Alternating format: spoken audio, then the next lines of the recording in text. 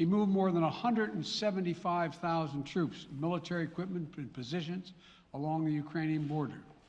He moved blood supplies into position and built a field hospital, which tells you all you need to know about his intentions all along. He rejected every good faith effort the United States and our allies and partners made to address our mutual security concerns through dialogue to avoid needless conflict and avert human suffering. For weeks, we have been warning that this would happen. And now it's unfolding largely as we predicted. In the past week, we've seen shelling increase in the Donbass, a region in eastern Ukraine controlled by Russian-backed separatists. The Russian government has perpetrated cyber attacks against Ukraine.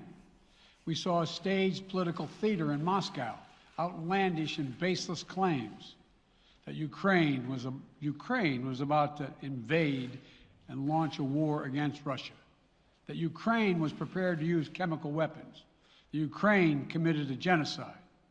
Without any evidence, we saw a flagrant violation of international law in attempting to unilaterally create two new so-called republics on sovereign Ukrainian territory. And at the very moment that the United Nations Security Council was meeting to stand up for Ukraine's sovereignty, to stave off invasion, Putin declared his war. Within moments, missile strikes began to fall on historic cities across Ukraine. Then came the air raids, followed by tanks and troops rolling in. We've been transparent with the world. We've shared declassified evidence about Russia's plans and cyber attacks and false pretexts so that there could be no confusion or cover-up about what Putin was doing. Putin is the aggressor. Putin chose this war, and now he and his country will bear the consequences. Today, I'm authorizing additional strong sanctions and new limitations on what can be exported to Russia. This is going to impose severe cost on the Russian economy, both immediately and over time. We have purposely designed these sanctions to maximize the long-term impact on Russia and to minimize the impact on the United States and our allies. I want to be clear, the United States is not doing this alone. For months, we've been building a coalition of partners representing well more than half the global economy. 27 members of the European Union, including France, Germany, Italy, as well as the United Kingdom, Canada, Japan, Australia, New Zealand, and many others, to amplify the joint impact of our response. I just spoke with the G7 leaders this morning, and we're in full and total agreement. We will limit Russia's ability to do business in dollars, euros, pounds, and yen to be part of the global economy. We'll limit their ability to do that. We're going to stunt the ability to finance and grow the Russian military. We're going to impose and we're going to impair their ability to compete in high-tech 21st century economy. We've already seen the impact of our actions on Russia's currency and the ruble, which early today hit its weakest level ever in history. The Russia stock market plunged today. The Russian government borrowing rate spiked by over 15%. In today's actions, we've now sanctioned Russian banks that together hold around $1 trillion in assets. We've cut off Russia's largest bank, a bank that holds more than 1/3 of Russia's banking assets by itself, cut it off from the U.S. financial system. And today, we're also blocking 4 more major banks. That means every asset they have in America will be frozen. This includes VTB, the second largest bank in Russia, which has $250 billion in assets. As promised, we're also adding the names to the list of Russian elites and their family members that we're sanctioning as well. As I said on Tuesday, these are people who personally gain from the Kremlin's policies, and they should share in the pain. We will keep up this drumbeat of those designations against corrupt billionaires in the days ahead. On Tuesday, we stopped the Russian government from raising money from U.S. or European investors. Now we're going to apply the same restrictions to Russia's largest state-owned enterprises, companies with assets that exceed $1.4 trillion. Some of the most powerful impacts of our actions will come over time as we squeeze Russia's access to finances and technology for strategic sectors of its economy and degrade its industrial capacity for years to come. Between our actions and those of our allies and partners, we estimate that we'll cut off more than half of Russia's high-tech imports. It will strike a blow to their ability to continue to modernize their military. It will degrade their aerospace industry, including their space program. It will hurt their ability to build ships, reducing their ability to compete economically. And it will be a major hit to Putin's long-term strategic ambitions. And we're preparing to do more.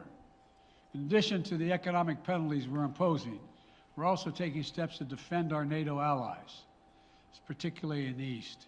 Tomorrow, NATO will convene a summit. We'll be there to bring together the leaders of 30 allied nations and close partners to affirm our solidarity and to map out the next steps we will take to further strengthen all aspects of our NATO alliance. Although we provided over $650 million in defensive assistance to Ukraine just this last year, let me say it again. Our forces are not and will not be engaged in the conflict with Russia in Ukraine.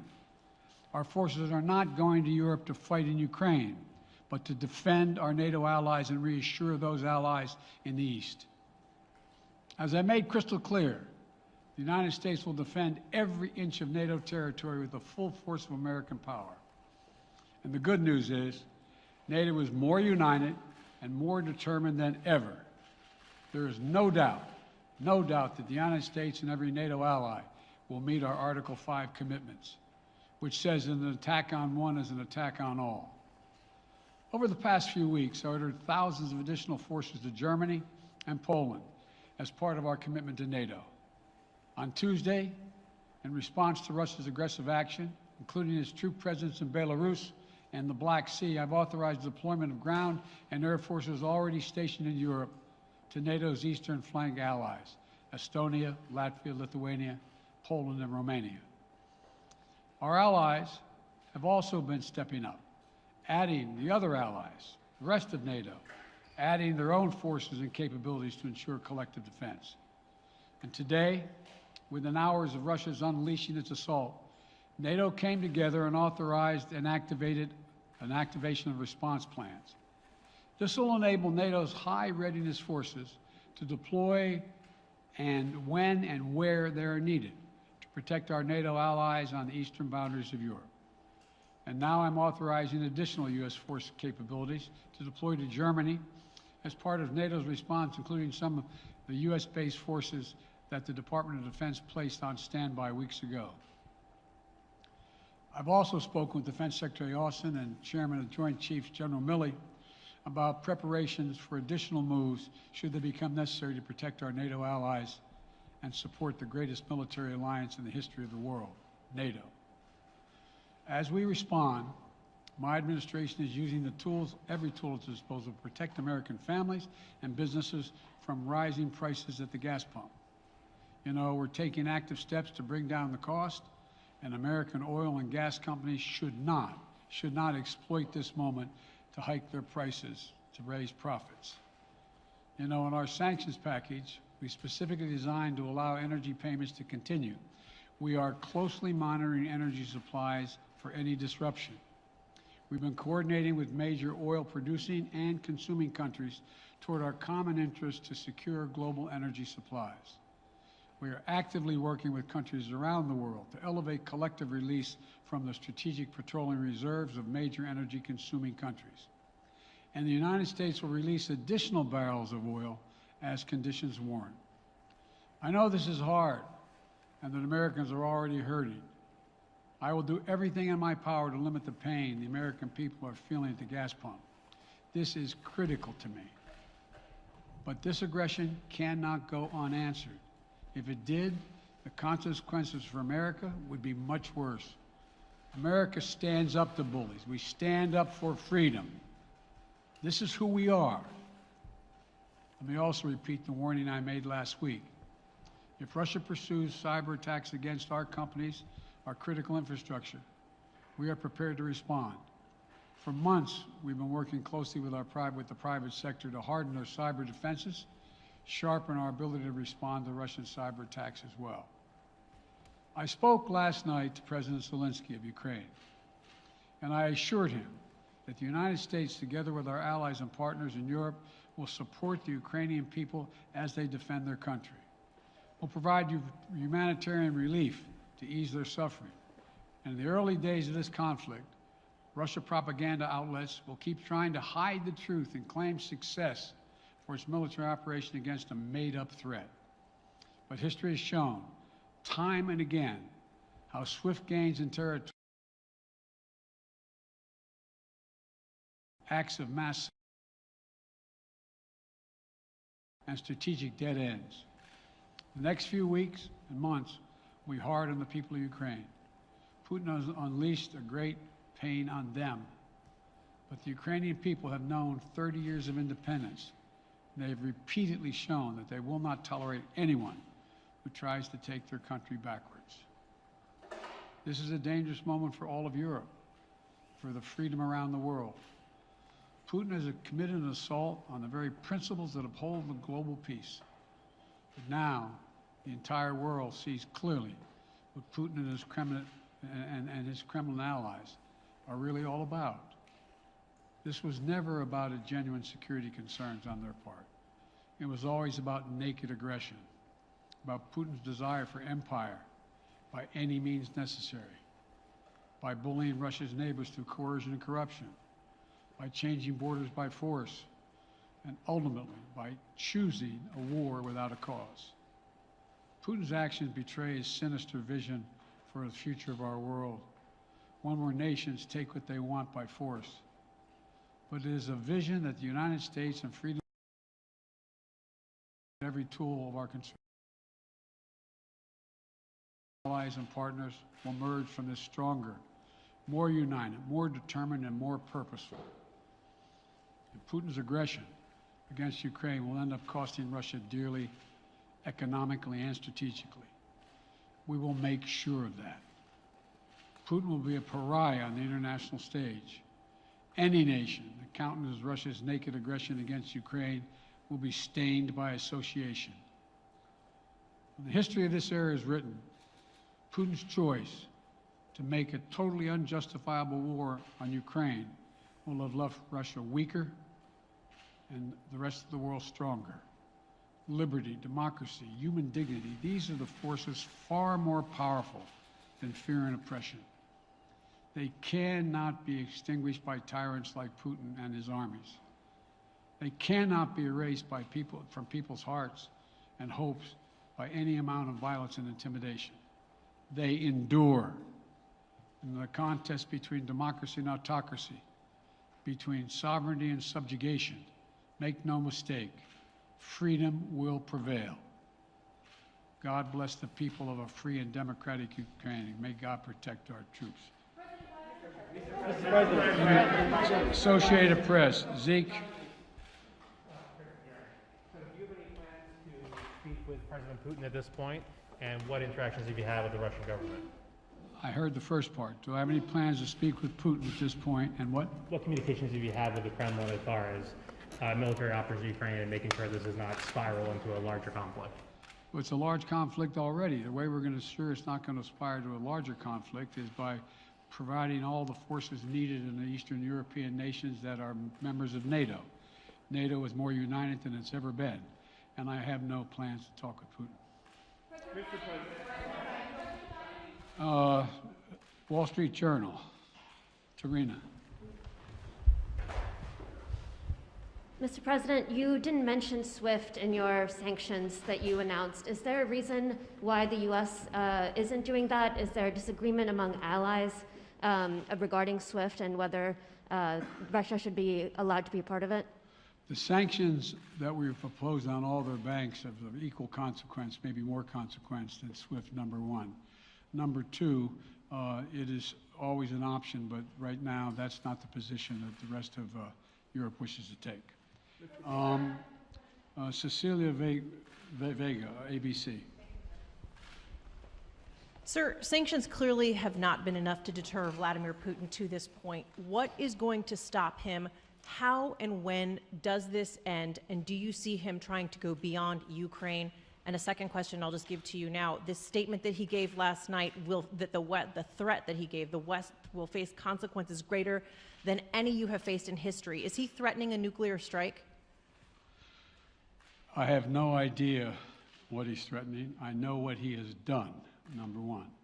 And number two, no one expected the sanctions to prevent anything from happening. It has to show, this is going to take time, and we have to show resolve so he knows what's coming. And so the people of Russia know what he's brought on them. That's what this is all about.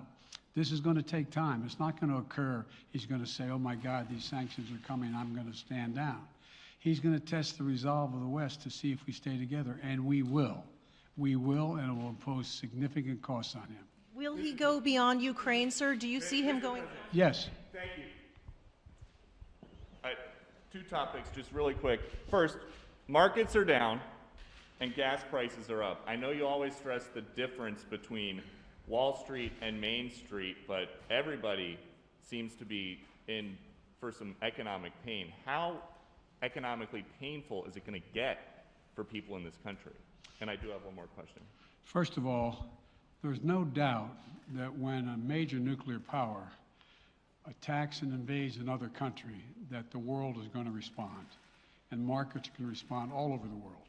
So there's no doubt about that, number one. Number two, the notion that this is going to last for a long time is highly unlikely as long as we continue to stay resolved in imposing the sanctions we're going to impose on Russia, period.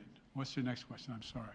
The next question is, did you underestimate Putin, and would you still describe him the way that you did in the summer as a worthy adversary? At the time, he was, I made it clear, as an adversary, and I said he was worthy. I didn't underestimate him. And I've read most of everything he's written. Did you read the, I shouldn't, I'm not a wise guy. You heard the speech he made, almost an hour's worth of speeches, why he was going into Ukraine. He has much larger ambitions in Ukraine. He wants to, in fact, reestablish the former Soviet Union. That's what this is about. And I think that his ambitions are completely contrary to the place where the rest of the world has arrived. And with his ambitions, you're confident that these devastating sanctions are going to be as devastating as Russian missiles and bullets and tanks? Yes, Russian bullets, missiles, and tanks in Ukraine. Yes, I am. Thank you, President Biden. If sanctions cannot stop President Putin, what penalty can? I didn't say sanctions couldn't stop him. You've been talking about the threat of these sanctions for several weeks now. Yes, but the threat of the sanctions and imposing the sanctions and seeing the effect of the sanctions are two different things. They're two different things. And we're now he's going to begin to see the effect of the sanctions. And what will that do? How will that change his mindset here, given he's Because attacking it will so Ukraine as we weaken his speak? country that he'll have to make a very, very difficult choice as to whether to continue to move toward being a second-rate power or, in fact, respond. You said in recent weeks that big nations cannot bluff when it comes to something like this. You recently said that the idea of personally sanctioning President Putin was on the table. Is that a step that you're prepared to take? And if It's not a bluff, it's on the table. sanctioning President Putin? Yes. Why not sanction him today, sir? Mr. President? Why not sanction him today, sir? Mr. President, if I can, you detailed some severe and swift new sanctions today and said the impact it will have over time. But given the full-scale invasion, given that you're not pursuing disconnecting Russia from what's called SWIFT, the international banking system, or other sanctions at your disposal, respectfully, sir, what more are you waiting for? Specifically, with the sanctions we've imposed exceed SWIFT. The sanctions we imposed exceed anything that's ever been done. The sanctions we imposed have generated 2/3 of the world joining us. They are profound sanctions. Let's have a conversation in another month or so to see if they're working. Yes. Can I ask you about Zelensky? Sir, you spoke to Vladimir Zelensky yesterday, sir? What's the risk that we are watching the beginning of another Cold War, and is there now a complete rupture in U.S. and Russian relations? There is a complete rupture right now in U.S.-Russian relations if they continue on this path that they're on. And in terms of a Cold War, that depends. You have the vast majority of the rest of the world in total opposition to what he's doing, from Asia to South America to Europe to around the world. And so it's going to be a cold day for Russia. The idea, you don't see a whole lot of people coming to his defense. And are you, if I could follow up, sir, are you urging China to help isolate Russia? Are you urging China to help isolate Russia? I'm not prepared to comment on that at the moment.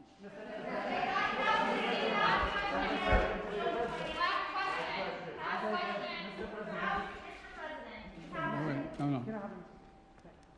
Yeah. No. He's had his hand up a long time. Thank you, Mr. President. How concerned are you that Putin wants to go beyond Ukraine into other countries, and the U.S. will have to get involved if he moves into NATO countries? Well, if he did move into NATO countries, he will be involved. We will be involved. The only thing that I'm convinced of is if we don't stop now, he'll be emboldened. If we don't move against him now with these significant sanctions, he will be emboldened. Look, you know, well, anyway. Can you talk anything more about your conversation? Mr. President.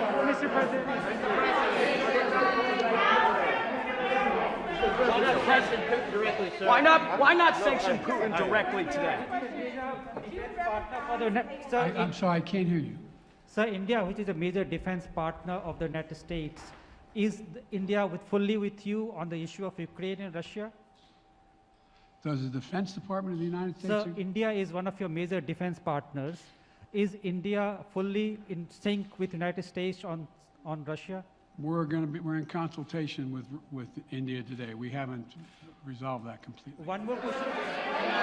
Okay, thank you all very much. Thank you.